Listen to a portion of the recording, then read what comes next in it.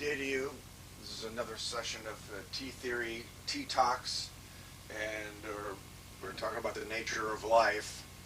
And just as a reminder of what T-Theory is the hypothesis that there's a Dualiverse or dual symmetry in time, in which we have a supersymmetric time that starts out before the Big Bang. So we had the singularity, which is supersymmetric, has no space-time, and then we broke symmetry by the Planck time, and we have now space-time. So the concept is that there's kind of a dualiverse in the sense that there's a duality to time, and that basically we live on the space-time membrane. Now, the single thing that we always ask in T-Theory at the front end, what is the single thing in the universe? And we describe that as being, for T-Theory, is energy.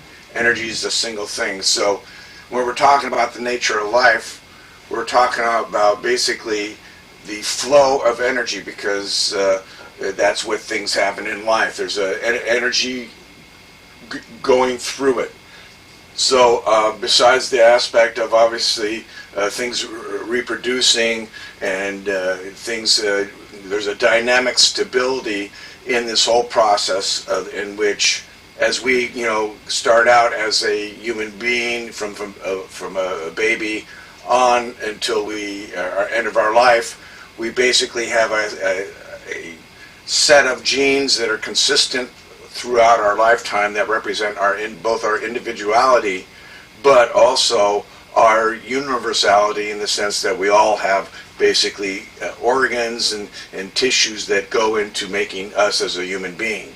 So that in the sense of energy in life, basically we're trying to fundamentally to survive, which would be the fundamental life force, the intention to survive, that living things in general, life has the intention to survive behind it. So that part of that, of course, is acquiring food and energy. So fundamentally, our life is about the flow of energy. Now, as we've grown into physical beings, and of course through evolution, the genetics have maybe changed and rearranged and caused for different species to exist, in which we evolved in that process of having both external forces upon us from our environment, as well as our genes interacting with that environment, that led to the evolution of our physiology and the kind of the rationale for why the parts of our body do the things they do. Now, ironically, I'd say that human society in generally mimics what's going on inside our bodies, in which we have a point where we have a master control center inside of the brain and the mind, because we're going to be, part of our thing is we have, let's differentiate this first. So we have consciousness. So that's a conscious life. But then we also have just the aspect of a unconscious life, in the sense that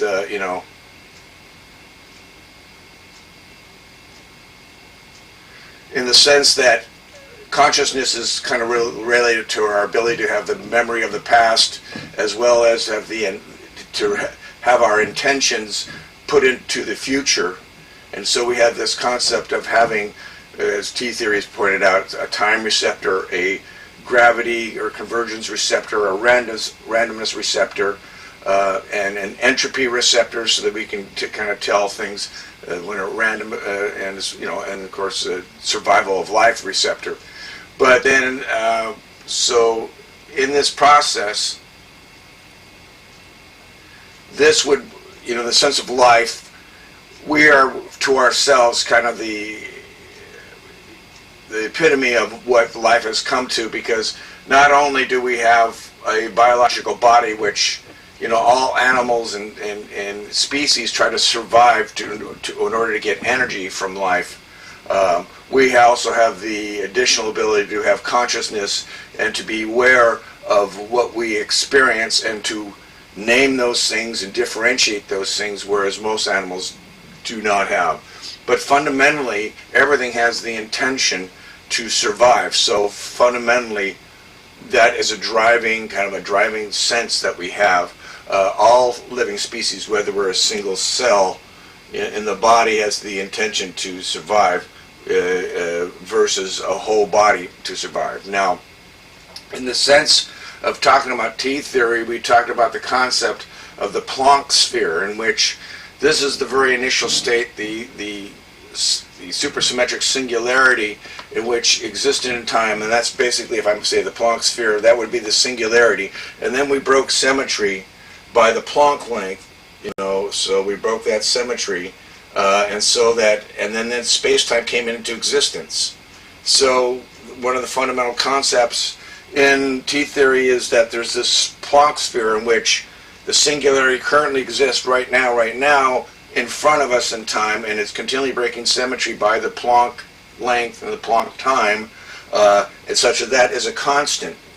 And those things are, and then we have space-time, and then from here we actually remember that this would be the smallest pixel in our space-time concept, in which we've talked about the cosmological constant basically in space-time itself having, say a cubic meter of space-time having about two protons. So there's an amount of energy, and then along with the energy in space-time, there's also the scaffolding of the mathematics that exists within space-time, such that scaffolding holds true, and the mathematics hold true, and the equations hold true. So it's, a 2 plus 3 is equal to 5 from the very beginning of space-time at the breaking of symmetry. After we broke symmetry, then those relationships hold true. So fundamentally, underneath, embedded in all for life and for everything to exist, is space-time, and the idea is that the Planck sphere there's a supersymmetric singularity in front of us in time, and then we break the symmetry. And then, of course, we've heard about people like that involved in people that are involved with the nuclear force and understand the nuclear force, that is a distance from as far as this is 10 to the minus 33 centimeters, and this may be 10 to the minus 19 centimeters. So that the idea there's a distance where, say, the proton size exists, and then T-theory predicts from there out further distances from the Planck sphere would be also the things that involved with molecular bonding, such the carbon-carbon bond. It occurs because of forces fields, just like the prediction currently of the Higgs field. These would be other force fields embedded in space-time itself that lead to further formation of bonds between carbon molecules, or any atoms, the bonds between them. And then we get to the concepts of the molecular structure, say, of proteins and stuff like that, where, in space-time the proteins are folding, they have positive and negative charges, they also have hydrophilic and hydrophobic areas, and they have all these ways of bonding, and in the process, those are part related on the space-time forces as well as all related back to this singularity, which would be the forces, in which we have a timeless energy access to this energy through the constant Planck time or Planck length. So that the idea is that embedded in space-time itself are a set of fields of forces, like the Higgs field, but that is instantaneous across the entire space-time, that is actually supplying the structure, helping support the structure of atoms and molecules down to the proton and down to the electron. So the idea now in T-theory is that these force fields partly deal with the force of life as well, so that not only is it from our DNA that actually is maybe inside a cell. Remember, each cell wants to survive, and each cell wants to maintain its energy, so it has to get energy from its environment, and of course with cells in the body, that's supplied by the blood, pumping energy throughout the body, so all cells have access to this energy, and that's where, but there's, again, that energy has to be maintained within certain levels of the blood, so that, say, if, that the idea, we were talking about sensors, like the central air, where we have, the heating would cool it down, and so if it were too hot, we'd have air conditioning cool it down, and then if it were too cold, heating would pick it up. But in the sense of sensors, you obviously have to have a sensor out here to determine what the temperature is, see, in a Fahrenheit scale, so that we have to have senses, sense the outside environment, and then we have to have controls that bring that those ranges into things. And we've talked about, we do that sometimes intentionally for, this is a thermostat, but these control systems of trying to control to do that are prevalent throughout the whole of life. So, for example, the brain uses the most amount of energy, probably out of most of the organs in the body, and thus its level, where if the blood falls in a certain low level of glucose, it's going to tell the rest of the body to start making it. It may send then to the brain, and this is again unconscious stuff that happens in brains. So this is part of the physical brain capability, which it would sense the low blood sugar and then send out molecules through the pituitary to go to the liver, and the liver then actually helps with making more gluconeogenesis, and then makes more glucose so that they can get to the brain. Again, that's a sense. And in a sense, we have a sense receptor besides the physical senses for eyes, ears. Those are smelling, and of course taste, as well as sound. Sound. We have, and as well as food, energy. So this is all about energy, fundamentally. So we're taking in food energy, and then we have a digestive system which has enzymes and acids and things like that help break down the food molecules, so they have now more fundamental, simplistic, from the sugars to the lipids, and to the protein and amino acids in there. They break them down to the fundamental elements through our digestion, so that's another sense energy transduction system, where energy is changing form and it's going into nutrients in the blood, which then also help give the blood levels of nutrients that we need. And of course, we also have, besides for energy for glucose or amino acids, we also have senses for blood pressure. We have senses for osmolarity, how many particles are in the blood. So that, in other words, when we're talking about senses, there's lots of senses in our body that we are unaware of. When we're just talking about the eyes, the nose and stuff, those are all physical, simplistic senses. And of course, we're talking about then the sixth sense of consciousness. How does this relate to this picture that we're describing now, where these fields and forces go? But the idea is that when we talked about William Glasser's kind of design of stations of the mind, how the mind kind of thought, basically this graph that we may have discussed before, in which we have an external world and an internal world, that there is kind of a mechanism that we're trying to say functionally exists within our mind that's going on in the background, and then we have this is the little orange section, the mind's eye is sitting on top of that, this is all again related to the concept of what is life, because for us to have life and see it and sense it, we have to have these senses that allow us to take in the energy, transduced energy transduction into other forms of energy where we then sense life. So our skin obviously is a skin receptor. We sense heat and cold and pain, and in other words, it lets us know of our external environment. The kidneys are helping in removing, byproducts of our digestion, such as urine is basically getting rid of the extra nitrogen that we get from our amino acids, so in the urine. Then we have our lungs, which are allowing the oxygen to come in and then get into the blood, as well as the CO2 from the blood that is a byproduct of breaking down our molecules, organic molecules, and it gets that out. So here's another energy transduction system.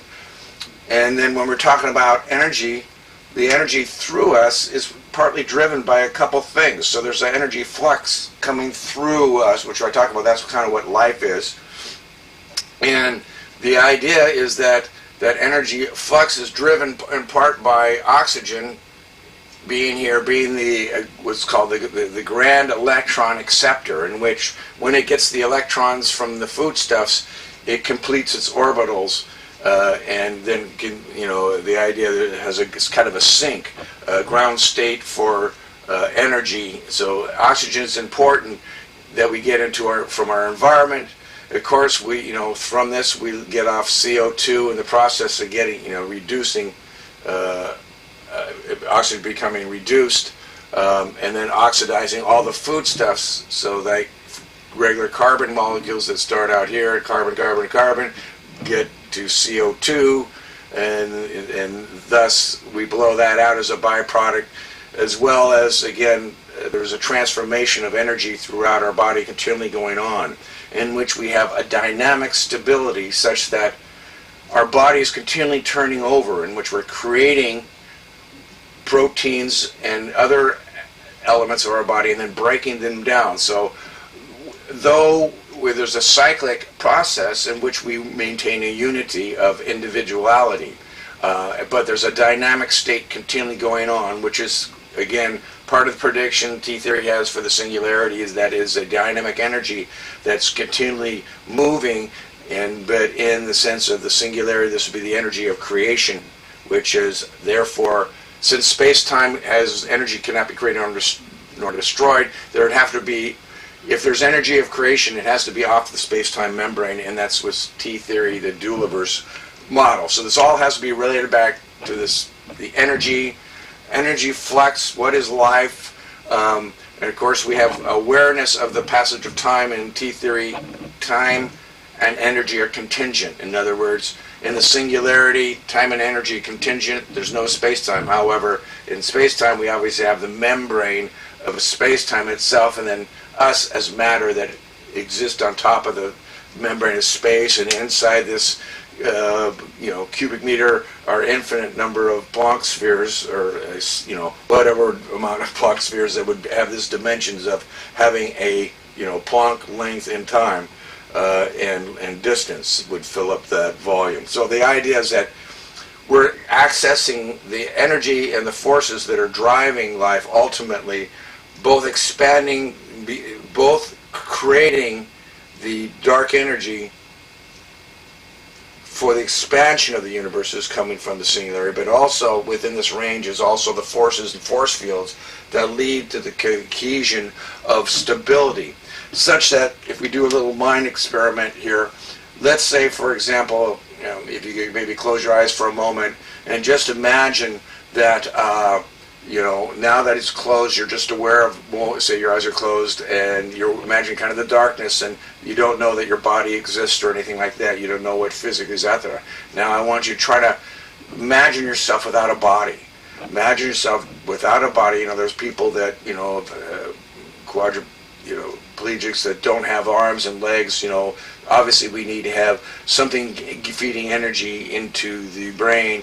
But let's see if we can imagine ourselves at this moment without a body, meaning without a brain as well. And of course that would be kind of the distinction, that if the idea of a mind is still there without anything physical, remember our brain theoretically in this example would be the one that's actually the sense receptor for energy itself.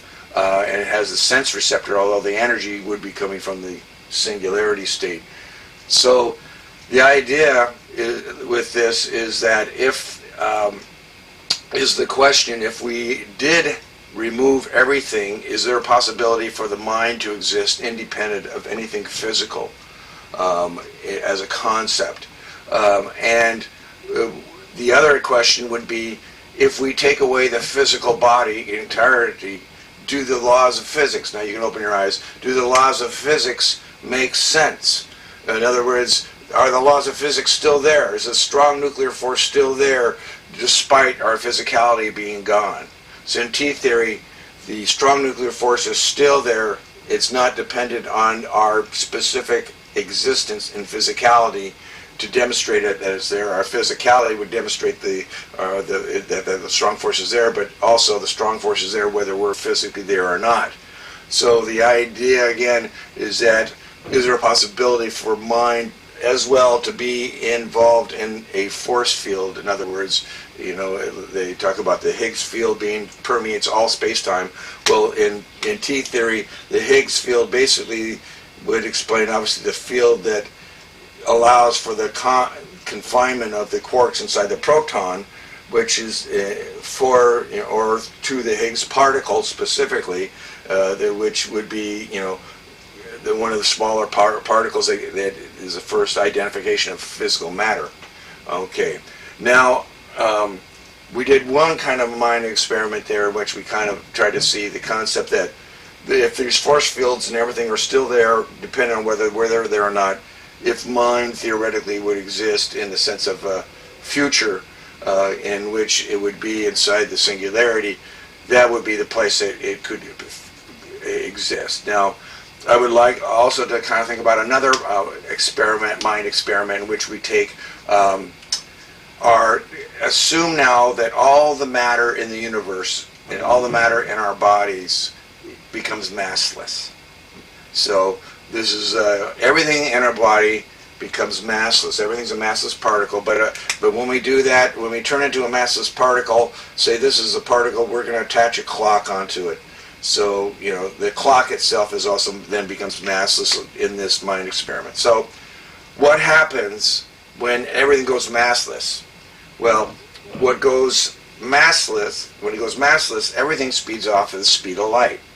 And then based on Einstein's special relativity, that if you're speeding off at the speed of light, then all time stops. However, this is also defined where T-theory would define there's a duality in time, because there's something that is actually causing the speed of light to exist for time to stop. So if we're moving at the speed of light, then obviously there has to be time for time to stop.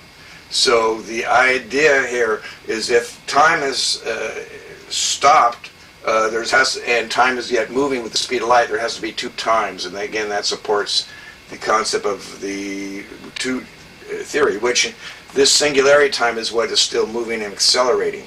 For example, if we also consider the fact that massless particles speed off the speed of light, what is causing the movement and push to move it at the speed of light?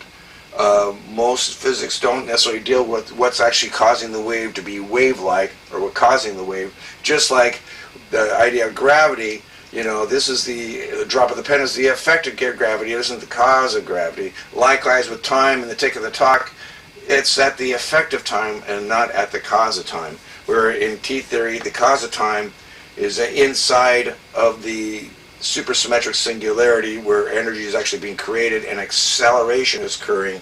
That acceleration is what's unifying all the forces in all these other forces in space-time, as well as keeping space-time itself stable. So space-time itself is a membrane in which all these forces and everything come together. Because when we look at life, well, like I said, where our societies are operating as if they're kind of like our human body as it functions. Whereas, like I said, the heart has it's more pumping things out. The lungs are energy transfer to get in and out. The kidneys are getting rid of pollutants. The liver is making sure that our energy levels are there. Our skin is sensing. They're all basic on energy flows, energy management, and that's what we do as a society. We have people, obviously getting our foods to us, making sure that our water is pure, but there's a control center which is what's driving this, and that's where one part is the concept of a duality, in which if we have senses, if senses would transform energy from one form into another. And because we have eyes, because there's light outside, so we have a sense for light. Again, there's sound out there, so we develop ears. So we have a sense for intention, right?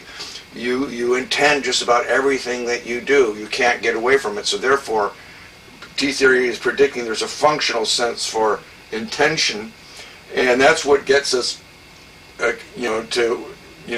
in our consciousness, we drive for food. So, like for example, if we were we talked about everything in life has a general intention to survive. However, we're going to break the human being into an animal, and then if this were an animal like a lion, and there's only 2 lions left, it's likelihood that one of those lions is going to be looking at the other lion for food. However, our consciousness, because we put value on human beings, it is likely that not for all human beings, but it's likely if we reach this in a conscious state, we have an appreciation, love for the other human being, and it's likely we would both starve to death rather than devour the other human being if that were the last thing to do. So the idea is that one, for survival, is just interested in acquiring energy for its own survival. However, consciousness wants to utilize that energy to possibly to create greater efficiency and survival and growth and convergence and be able to differentiate things that would be random to us and pull us off the track of human survival. So that our consciousness ultimately is about not just survival of the individual cells, but in survival of humanity, because in the process, if we lose the ability to have consciousness, in other words, if consciousness is primarily, or strong, I call it strong consciousness, because I think all animals have a relative degree of consciousness. All animals have the intent to survive, so intention is prior to consciousness, but consciousness is, again, being able to distinguish the now from the past and what we want the intention to the future.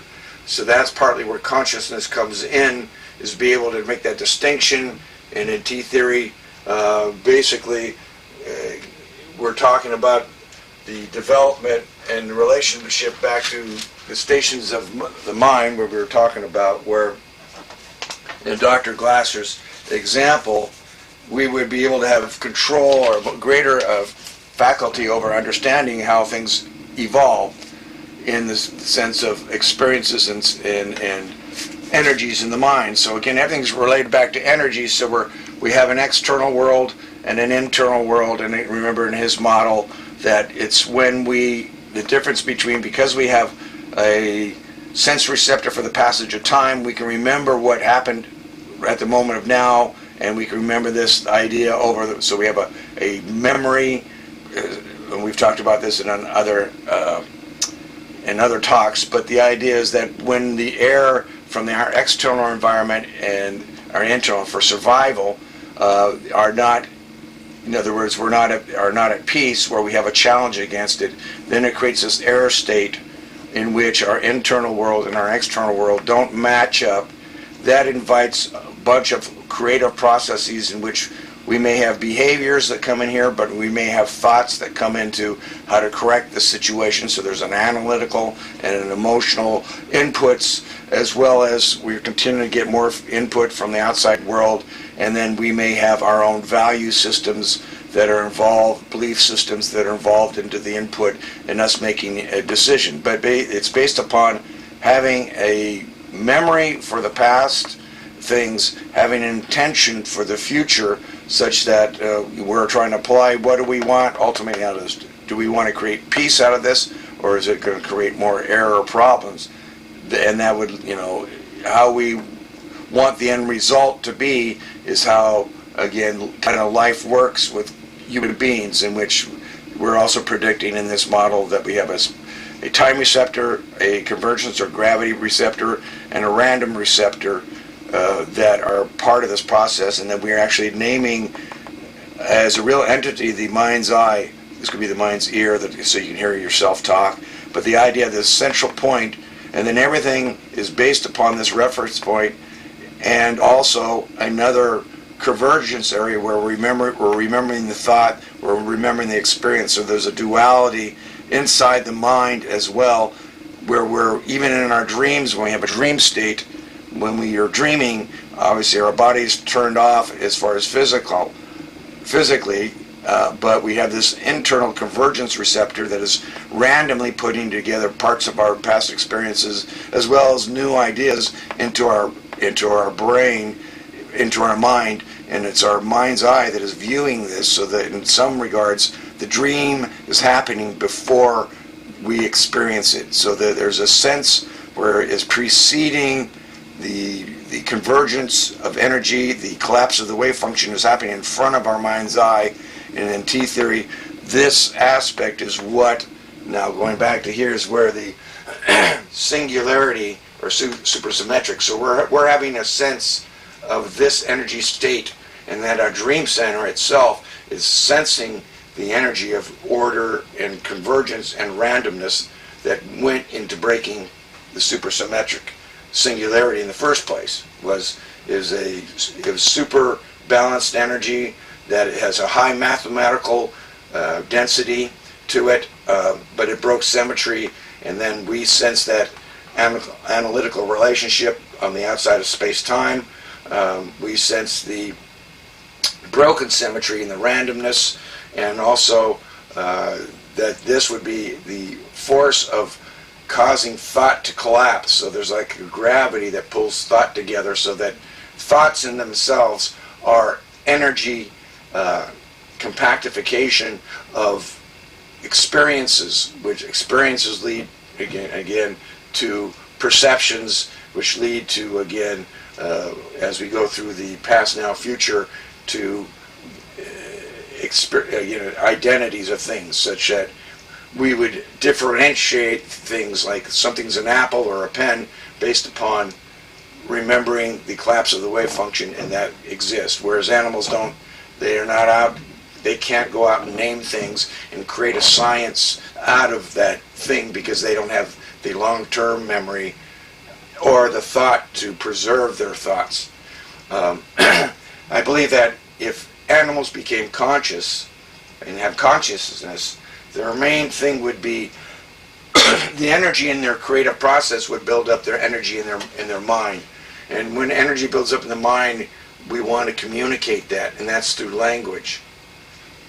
So that if the energy built up in our mind through the collapse of the wave function, and we remember everything that we experience, say somebody with photographic memory, at a certain point that energy builds up and they need to share that, or whether you're creating music, at some point the energy builds up and you want it to come out.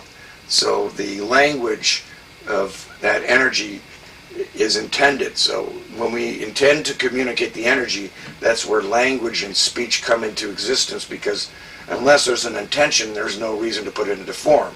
And if we are speaking to someone from a foreign land, such as maybe I speaking English here, but I may be trying to speak to someone in China, I don't understand Chinese, and I don't understand their symbols. However, their intention can cause for them to, we would both work together to develop a vocabulary that transfers their language into my words, and I transfer my words into their words in their language. So the intention drives the existence of communication and languaging. So unless we have energy that doesn't build up inside of us, then there wouldn't be any need to communicate anything. And the concept of life is that we are born as an infant. So the infant, when we're first born, obviously we're being exposed to an intense amount of energy, and we're now just differentiating what energy types are, and then we develop the, like in Glasser's model of the stations of the mind, we have these orders of perception in which we have, intensity, sensation, configuration of shape, what shapes, control of sequences, control of just relationships, and then those all build into the child as it's growing up. And then we reach a certain height and growth, and we stop growing, but our mind doesn't stop growing. We tend to want to feed the mind more new information, whether we're studying a subject, going to college, going to work, we're learning new things, and T theory also proposed that there's a relationship to the energy as if this were a server in life, that we are a gigantic sense receptor. Our experience comes into our brain, into our mind, and those energies get transferred up into the mind state. So I'm saying that our experiences in T theory, conceptually, our brain acts as sense receptor for energies to come into the body, but at the same time it's kind of a gateway, as kind of like our computers have this internet gateway to a server that has ultimately the energy. And the energy that we get from the server would precede our physical existence, in the sense that we're getting the energy off the server, but at the same time we're also uploading energy to that server through our inputs of the keyboard or whatever we would put into it. So in that concept, that's also the same kind of concept in which, again, the singularity would be kind of the area of the server, and our experiences in life ultimately get uploaded to the server, and it's our antennae or our sense receptors are the key, the unique key that our brain physicality as well as genetics generate to be able to have that sense receptor that can both take the information and send it up and back down. So we individually would have our unique key or sense receptors, but universally we all be using the same server in T theory, which is the singularity state. And this would again explain, people with past life experiences where it would be actually the similarity of physical structure to be able to access what may have existed previous in time. And also, like in Alzheimer's, they talk about it's a lack of the brain, then it can't access our memories. So the brain is actually the sense receptor that is failing to access this concept of state. So, and then of course, remember in the singularity, it's a pull, a gravity, so the energy has a natural flow to the singularity as well. And this, anything that's accelerated or goes down to low temperatures, in other words, we've talked about the idea that what also generates life is not just the electrons going towards oxygen, but the heat that comes off. The heat, as far as like in thermodynamics, wants to go towards absolute zero. And that's helping pull the metabolic reactions, metabolism, and the chemistry to go one way in the body. So again, it's another energy transduction system, which we're taking energy, and when we have a reaction, in the body, if A going to B, and where it changes form through an enzyme, say, there's also a little tiny bit of heat that comes off in that, and that heat is want to help pull the reaction one way, because heat wants to go towards absolute zero. So heat is continually being pulled off the reaction and helps support the giving off of heat. And why we're hot, why we give off heat waves, radiation, is because of the partly inefficiency of the metabolic reactions. However, in relationship to overall natural reality, where we observe entropy, the order of the human body and life is extremely ordered and extremely functional. So it belies the whole concept of entropy into themselves, because we have all these forces of keeping the glucose at a certain level. All the cells are individually will take in just the amount of energy that they needed, and generally no more than they need. They're very efficient in our body. However, if we overfeed it, then they'll be forced to take in more energy, which is of course related to the glucose jumping, the sugar levels in the blood, which releases the insulin and goes to the adrenal glands atop of the kidneys, and that causes a release of insulin, and the insulin causes then the glucose to go into the cell, and that cell can make more glycogen in the case of the liver for storage, or glycogen inside of the possibly the neurons. And why we may fatigue in general, why we need sleep, is so that we regenerate all these energy battery state. We're like a battery in which we build up our energy reserve so that we can go the next day. So all this kind of is the concept behind T theory, why it predicts a dualiverse as far as general functional structure related to the initial Planck sphere. And in space-time, this Planck sphere is everywhere and inside space-time, but yet is still supplying all the forces for all the molecules and everything, proteins that support them in their structure, as well as are the fluids inside the cells inside making these structures. There's, like I said, there's something pushing this energy. There's the cause of gravity. There is the cause of time, for the tick of the talk. There's the cause for the movement of the wave function. In other words, it's the cause for motion, for momentum that is in the when the wave packet is a packet, not just one particle. It's a packet of energy. There's a quantum embedded amount of energy in a wave packet, and what's embedding that wave packet is what is T theory is saying is driving overall the movement. Everything is movement in our entire universe. Nothing is standing still. Only relative standing still, but absolutely everything is moving no matter what.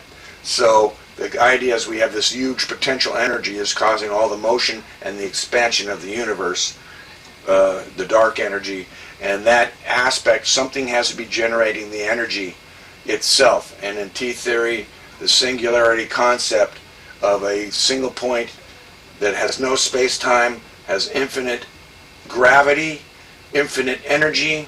That energy is accelerating in creation, and thus when energy gets more and more dense, it becomes compactified.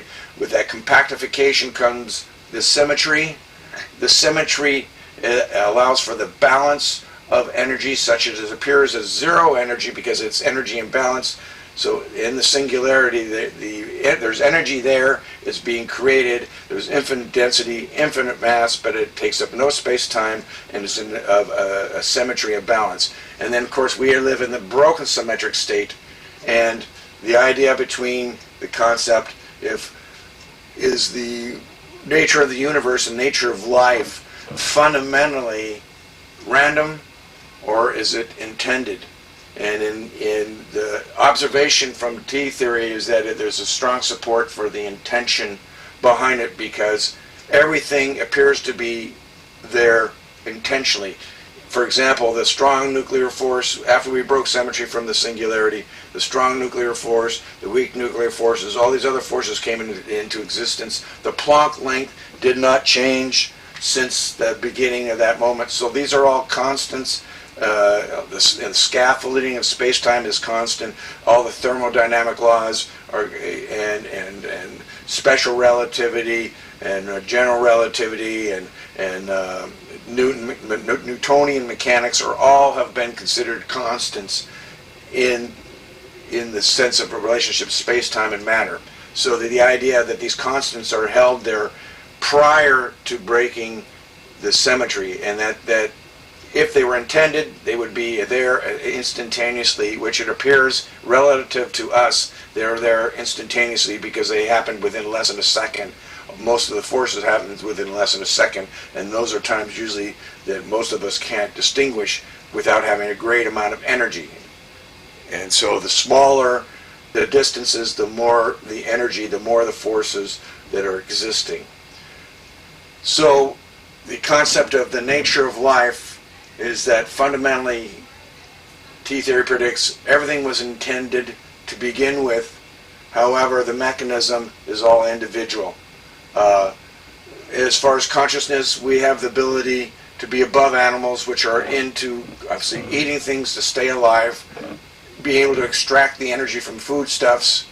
But for us to survive, if we're going to have concepts of theoretical physics, concepts of God, concepts of family and love and life, then theoretically mankind or humanity needs to extend its survival period, because if humanity doesn't stay conscious, then it loses all the science that it developed. Because does science exist if there is not a mind there to read it, to appreciate it? Does God exist if there is not a humanity there to worship it? do beliefs exist if there's nothing, no human beings around to believe it? So the point is that fundamentally the source, the goal is for humanity to stay alive long enough to continue to survive indefinitely, and thus taking care of our planet. The importance of theoretical physics and things like that.